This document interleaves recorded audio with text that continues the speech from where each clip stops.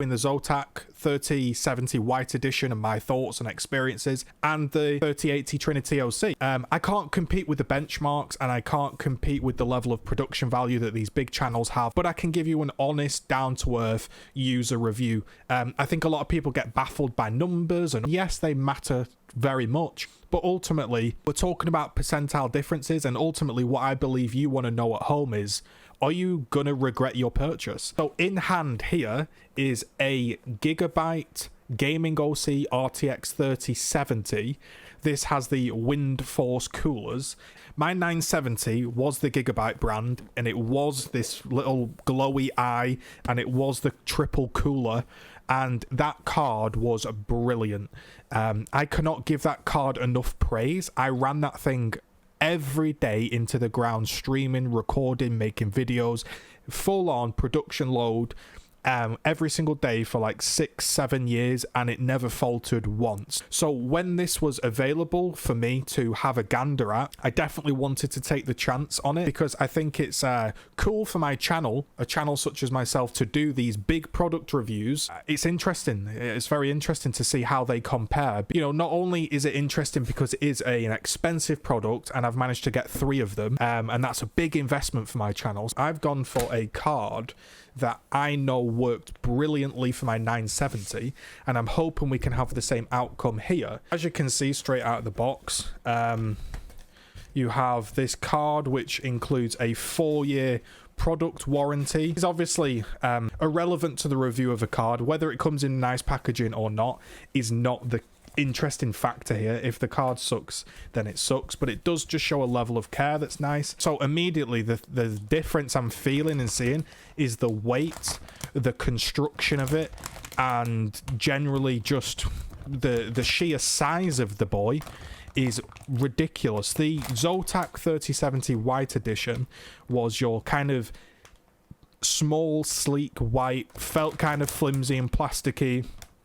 Didn't feel bad, but it didn't feel great. This thing feels like an absolute unit. It has the metal backplate with the airflow here to cool off the 3070. It features the triple fan design where the middle one does spin in a different direction. It feels like a very strong plastic top with metal little indents here. Could be wrong, but that's what it's feeling like as a user. Triple slot. This could be a triple slot card. It's certainly large. Now, interestingly here to note, on the actual back of the card, it's 2 display ports and 2 HDMI, which is interesting to note because a lot of cards have 3 display port and 1 HDMI. Some don't even have HDMI, I believe.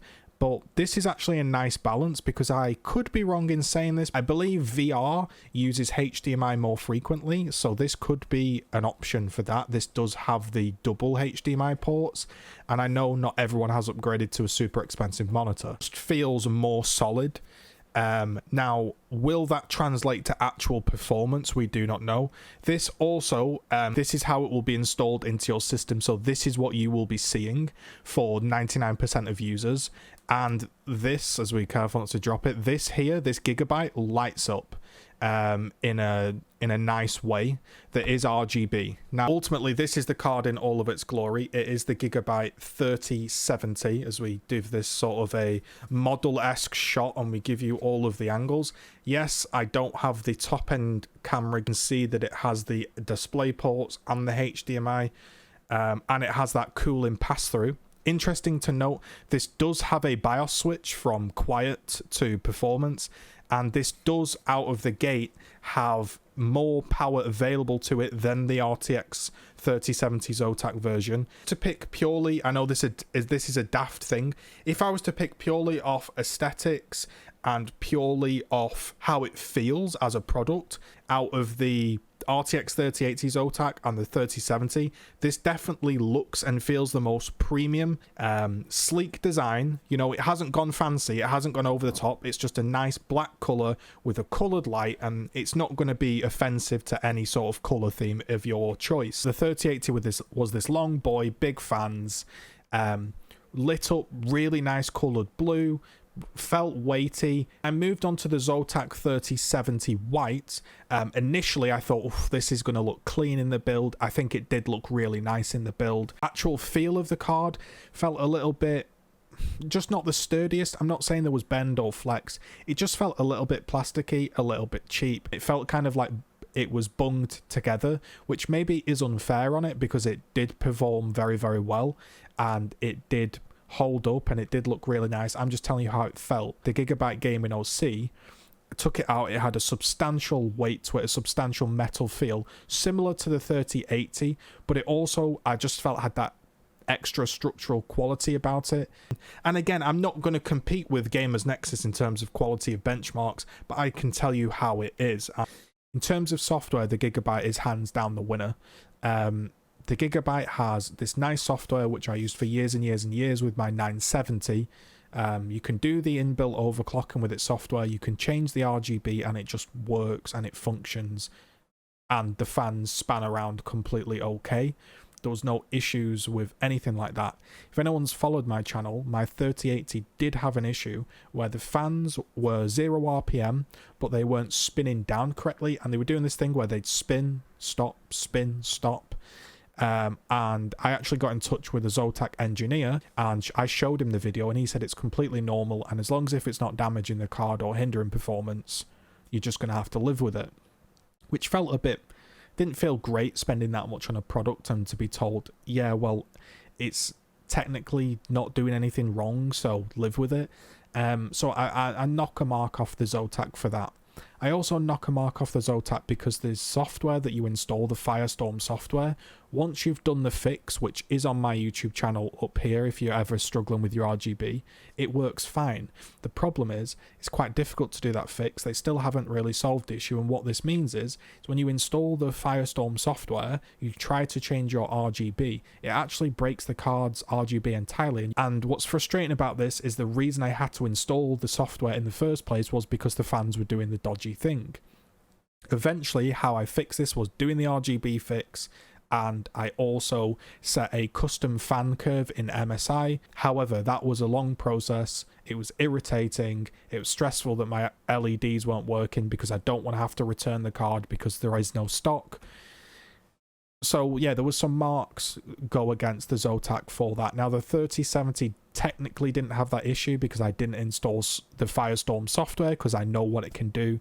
But the fact I don't even want to install that software is a problem in itself. 3070, in terms of its noise and its cooling, the Gigabyte, throughout all of my tests, averaged about 68C, and the Zotac 3070 averaged about 70. It was slightly hotter. I am in a UK home, brick house, windows shut, heating on, sort of that winter temperature. So maybe not the perfect test, but it was a generic user experience in a good P500A airflow case, like mesh with good amount of fans. But I just found the profile of the noise to be better on the Gigabyte.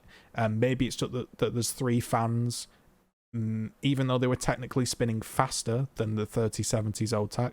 I just found the profile to be better. So overall, if I had to pick a winner, the Gigabyte with its triple fan cooler would be the winner. In terms of performance, like we've said, on the 3080 it's quote the worst performer, so charts can be misleading, but they also do help out in some regards. So if there's a clear winner between the 3070s, then that matters. And I'll have to be honest that when testing the Gigabyte Gaming OC on my cards, I actually found it to be a much stronger performance than the Zotac Twin Edge OC White.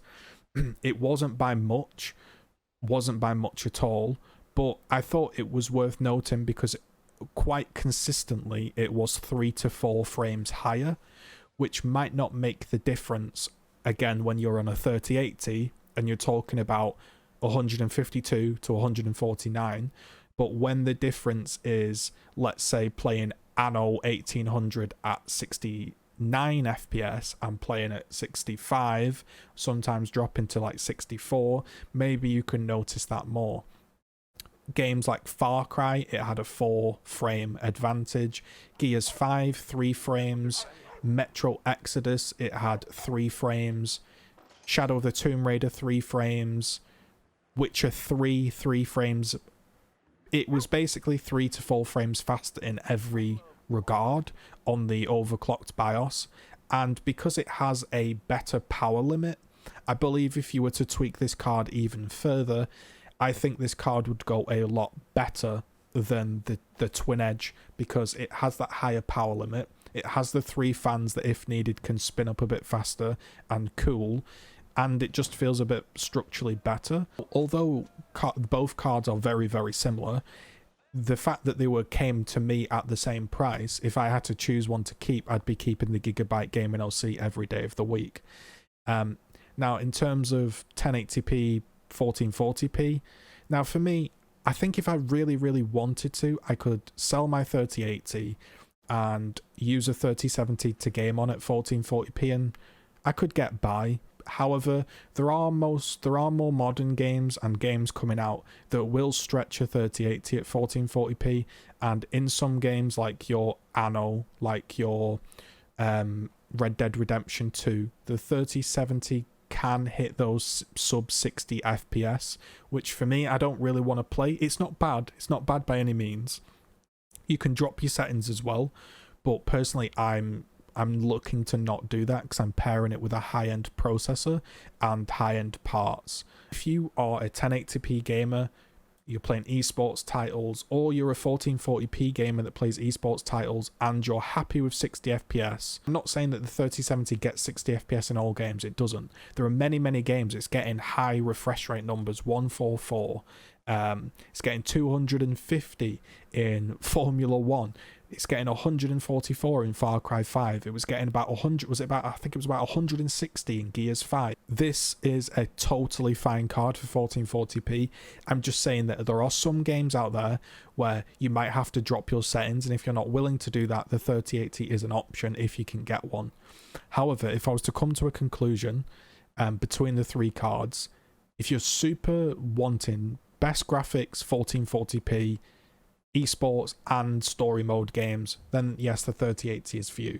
If you're willing to drop your settings just a tiny bit and maybe save a large chunk of cash and put that towards other things like nice peripherals or maybe even a console or whatever it may be, the 3070s are a great choice. And the 2 cards were very, very similar in terms of performance, so there was nothing wrong with the Zotac Twin Edge OC. And if you are pure aesthetics and you need it to fit in a small case, or yeah, you just love that white look, you're not going to go too far wrong. It's not super loud, it's not super hot, it's not super slow. It is marginal differences, but the Gigabyte is for me a clear winner in terms of software, fans, the sort of structural.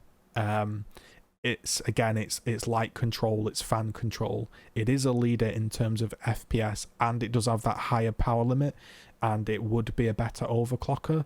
So I think the Gigabyte Gaming OC is the winner for this. Hopefully that helped you. If it did, leave a thumbs up, leave a comment. I'm just a regular guy that managed to somehow get his hands on these 3 graphics cards, and I figured I would do a down-to-earth review on them. So it doesn't have the fancy charts, it doesn't have the super detailed information, but hopefully this helps the regular folks out there that don't want to spend 500 hours analyzing frame time graphs and everything. Alright, thanks for tuning in. Peace.